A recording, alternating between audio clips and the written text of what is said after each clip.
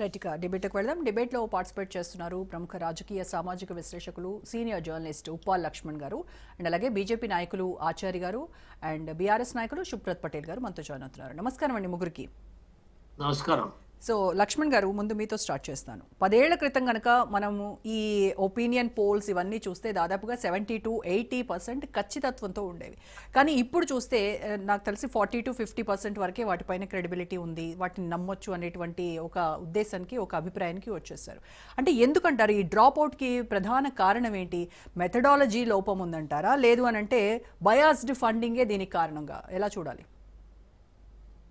Methodology అందరూ అదే పాటిస్తారు. లోపం ఏంటంటే రాజకీయ పార్టీలు తో సంబంధాలు పెట్టుకొని వాళ్ళకు అనుకూలంగా ఇవ్వడం మొదలుపెట్టారు. 10 సంవత్సరాల క్రితం కానీ లేకపోతే 20 సంవత్సరాల క్రితం కానీ నేను కూడా ఈనాడు నుంచి రామోజీరావు గారు ఎవరిని నమ్మకుండా నేను అందులో పనిచేసేటప్పుడు మాతోనే సర్వేలు చేయించేవాడు. అప్పుడు ఉన్న విషయాల్ని ఏదైతే మేము ఇవ్వగలుగుతున్నామో వాటినే ప్రచురించేవాడు. అది జరిగేది కూడా. రాను రాను ఏమైపోయిందంటే ఈ సర్వే సంస్థలు ఏర్పాటయ్యి వాళ్ళు రాజకీయ పార్టీలతో సంబంధాలు పెట్టుకొని మంచిగా డబ్బులు సొమ్ము చేసుకుంటూ వాళ్ళకి తెలుసు ఇది వ్యతిరేకంగా ఉంది అన్నా కూడా అనుకూలంగా దాన్ని మార్చేసి వాటిని టీవీ ఛానల్స్కి ఇచ్చేయడము ఇవన్నీ జరుగుతున్నాయి. అయితే ఏంటంటే ఇంకా నేషనల్ లెవెల్లో కొన్ని సంస్థలు అంత దిగజారి అయితే లేవు, కొన్ని పర్ఫెక్ట్ గానే చేస్తున్నాయి నాకున్న సమాచారం మేరకు. ఇప్పుడు మనం చూడాల్సింది ఏమిటంటే ఒక 10 సర్వే సంస్థల్లో ఒకటి ఏదైనా విరుద్ధంగా ఉంటే మిగతా 9 కూడా ఒక విధంగానే ఉన్నప్పుడు ఖచ్చితంగా అది అనేక ఎన్నికల రిజల్ట్స్ లో అలా జరిగినప్పుడు ఏంటంటే ఆ విధంగానే రిజల్ట్స్ వచ్చాయి. ఇప్పుడు మనకు సరే బీహార్ కానీ ఇప్పుడు మనం జూబ్లీస్ కానీ ఇవి ఇక్కడ కూడా ఇప్పుడు జూబ్లీస్ కాంగ్రెస్ వస్తుందని ఒకటి తప్ప అన్ని సంస్థలు అదే. అలాగే బీహార్ లో ఒకటి తప్ప అన్ని సంస్థలు బీజేపీ ఎన్డీఏ కూటమి వస్తుందని చెప్పాయి.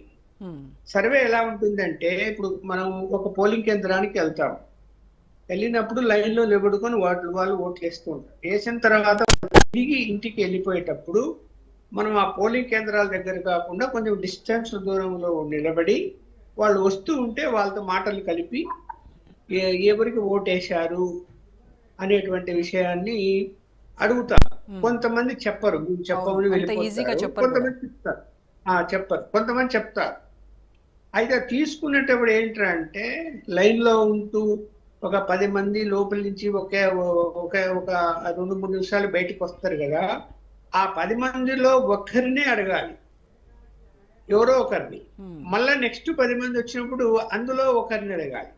అలా 5 బ్యాచ్లుగా 5 సార్లు, కొంతమంది 10 బ్యాచ్లుగా తీసుకుంటారు. 10 మందితో తీసుకున్నప్పుడు ఏమైతుందంటే ఈ వాళ్ళ యొక్క మైండ్ సెట్ ఎలా ఉంది ఓవరాల్ గా అన్నది అర్థమవుతుంది, అర్థం కాకుండా పోతుంది. అలాంటి పరిస్థితుల్లో మనకు రిజల్ట్ కరెక్ట్ గా వస్తుంది. వాళ్ళ యొక్క మైండ్ సెట్ మనకు అర్థం చేసుకుంటాం కాబట్టి. ఇక్కడ అలా జరుగుతున్నదా, హడావిడిగా చేస్తున్నారా? రెండోది ఏంటంటే ఇక్కడ వీళ్ళు ఈ ఎగ్జిట్ పోల్ ఎలా, ముందు సర్వేలు వేరు, ఎగ్జిట్ పోల్ వేరు. ఎగ్జిట్ పోల్ ఎలా ఉంటుందంటే వీళ్ళకు సమయం సరిపోదు కాబట్టి 6 తర్వాత వాటిని ప్రసారం చేయాలని తొందరలో 5 గంటల వరకే తీసుకుంటారు ఆ సర్వేలు. 5 తర్వాత తీసుకోరు. ఒక్కోసారి ఏమైతుంది, 5 తర్వాత లాస్ట్ మినిట్ లో పోలింగ్ పర్సెంటేజ్ పెరుగుతుంది. అంటే 2% కావచ్చు, 3 కావచ్చు, పెరుగుతుంది. అది అందులోకి కలవనప్పుడు ఆ 2-3% ఎవరి వైపు అయితే మొగ్గుతారో, అరే మన అబ్బాయి మన పార్టీ అభ్యర్థి ఓడిపోతాడేమో అని కంగారు పడిపోయి అడావిడిగా పోలింగ్ కేంద్రాలకు వచ్చి ఓటేయడానికి జనం గుమిగూడతారో వాళ్ళ యొక్క పర్సెంటేజ్ లో తేడా వస్తుంది. వాళ్ళను ఇల్లు టచ్ చేయడానికి అవకాశం ఉంది. అక్కడికి 5 గంటల వరకు టచ్ చేస్తారు, 5 తర్వాత టచ్ చేయదు. ఆ 1 అవర్ లో 2-3% జరిగితే, ఇప్పుడు నిన్న జూబ్లీహిల్స్ అంటే ఏం జరగలేదు, 0.5% కూడా జరగలేదు 5 తర్వాత. అది వేరు. అదే బీహారు చూడండి, ఫస్ట్ ఫేజ్ కు సెకండ్ ఫేజ్ కి 4% పెరిగింది. లాస్ట్ మూమెంట్ లో ఎక్కువ పర్సెంటేజ్ పెరిగింది. అందువలన ఏంటంటే కొంచెం తేడా వస్తుంది. చెప్పలేము. మనం రిజల్ట్స్ వచ్చేంత వరకు మనము ఎలా ఉంటుంది అని. ఇప్పుడు నెక్ టు నెక్ ఉంటే గనక అటు ఇటు అవుతుంది కానీ, అలా కాకుండా పూర్తిగా వన్ సైడ్ డిఫరెన్స్ ఎక్కువ ఉన్నప్పుడు ఉంది. ఇంకా అలా ఇలా జరిగే అవకాశాలు ఉండవు. ఎస్. అలాగే లక్ష్మణ్ గారు, ఇదివరకు చూస్తే ప్రీ పోల్ సర్వేల్లో ఈ జనం మూడ్ను మార్చేసేటువంటి ట్రెండ్ కూడా మనం చూసాం. కానీ ఇప్పుడు ఉన్నటువంటి ఈ ప్రజెంట్ సిచ్యువేషన్లో వస్తున్నటువంటి ఈ సర్వేలను ఇటు రాజకీయ పార్టీలు కావచ్చు, ఇటు ప్రజలు కావచ్చు, కొంత లైట్ తీసుకుంటున్నారు. ఎందుకంటే గత అనుభవాల దృష్ట్యా మనం చూసాము ఏం జరిగాయో. కొన్ని ఎలక్షన్స్ ముందు వాళ్ళు ఇచ్చినటువంటి సర్వేల రిపోర్ట్లు అన్నీ తారుమారైనటువంటి పరిస్థితి ఉంది. సో ఇప్పుడు వీళ్ళు లైట్ తీసుకునేటువంటి పరిస్థితి వచ్చింది. ఇంకా క్రెడిబిలిటీ ఉందంటారా రాజకీయ నాయకులకి ఈ సర్వేల పైన, ఇటు ప్రజల్లో కావచ్చు?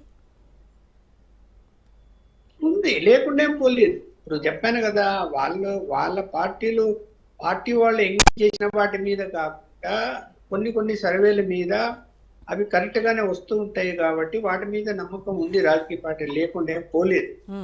అయితే ముందు ఫీడ్బ్యాక్ ఏదైతే తీసుకుంటారో ప్రీ సర్వేలన్నీ కూడా అవి నమ్మకానికి లేదు. అవి ఎలా ఉంటాయి ఏంటి అన్నది ఇప్పుడు సిస్టమేటిక్ గా చేయగలిగితే అవి కూడా కరెక్ట్ గానే వస్తాయి. ఇప్పుడు మనం ఒక విలేజ్కి వెళ్తాము, విలేజ్కి వెళ్ళినప్పుడు ఫస్ట్ అక్కడ ఒక వీధిలో వెళ్ళి, రెండో వీధి వెళ్ళి, 3 ఎన్ని వీధులు ఉన్నాయి అన్ని సమానంగా ఇళ్ళలోకి వెళ్ళి బయటకు వచ్చిన వాళ్ళతో మాట్లాడగలిగితే ఆ ఊరు వాతావరణం మనకు తెలిసిపోతుంది.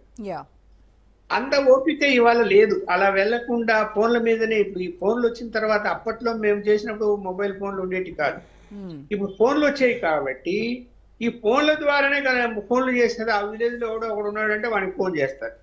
సపోజ్ వాడు ఆ రాజకీయ పార్టీకి సంబంధించిన వాడైతే వాడికి అనుకూలంగా మాట్లాడతారు. అది వీళ్ళకి అర్థం కాదు, అది నిజమేమో అనుకుంటారు. ఊరంతా ఎలా ఉంది అంటారు, ఊరంతా ఇలాగే ఉంది అంటారు. అందువల్ల కొంత తేడా వస్తుంది, రాకుండా ఏం ఉండదు. కాబట్టి పోలింగ్ రోజు జరిగిన సర్వేలు ర్యాండమ్ తీసుకునేటి మాత్రము కొంచెము అనుకూలంగానే ఉంటాయి. పెద్ద తేడా అయితే రాదు. ఇప్పుడు ముందంతా కూడా ఏం చెప్పారు, ఒకప్పుడు ఈ యోగి ఆదిత్యనాథ్ ఫస్ట్ టైం పోటీ చేసినప్పుడు రాదు బీజేపీ, కాంగ్రెసే వస్తుంది, కాంగ్రెస్ ములాయం సింగ్ యాదవ్ పార్టీనే వస్తుంది అని చెప్పి అన్ని మీడియా సంస్థలు సర్వేలు ప్రకటించాయి. ఆ టైంలో నేను యూపీకి వెళ్ళి ఒక 600-700 కిలోమీటర్ల కారులో మొత్తం తిరిగి సర్వే చేశాను 2 days. మా కారు డ్రైవర్ కూడా ముస్లిమే. నాకు తెలియదు మొదట. మేము మాట్లాడుకుంటుంటే వాడికి తెలుగు మాట్లాడుతున్నా కొంత అర్థమవుతుంది. తర్వాత నేను అడిగా, నీ పేరేమంటే చెప్పాడు. చెప్పిన తర్వాత అతను, మరి ఏంటయ్యా నీ ఓటు ఎవరికి వేస్తావు అంటే, సార్ ఈసారి బీజేపీకి వేయాలా అన్నాడు. ఎందుకు అన్నా. లేదు సార్, ఇక్కడ రౌడిజం ఎక్కువైపోయింది, వాళ్ళు వస్తే కానీ కంట్రోల్ కాదు, వాళ్ళు వస్తే గ్యారంటీగా కంట్రోల్ అవుతుంది అన్న. అలాగా చాలా చోట్ల మాకు బీజేపీ గెలుస్తుంది అనేటువంటిదే వచ్చింది. నేను హైదరాబాద్ వచ్చిన తర్వాత మళ్ళీ నేను టీవీ ఛానల్స్ అన్నిట్లో కూడా మాట్లాడితే నన్నందరూ ఒక్కడే అలా మాట్లాడుతున్నావు, అక్కడ రానే రాదు అని మిగతా విశ్లేషకులు కానీ, పొలిటికల్ పార్టీస్ కానీ, బీజేపీ వాళ్ళు మాట్లాడారు.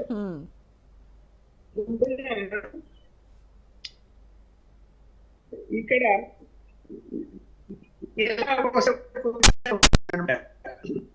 Right right.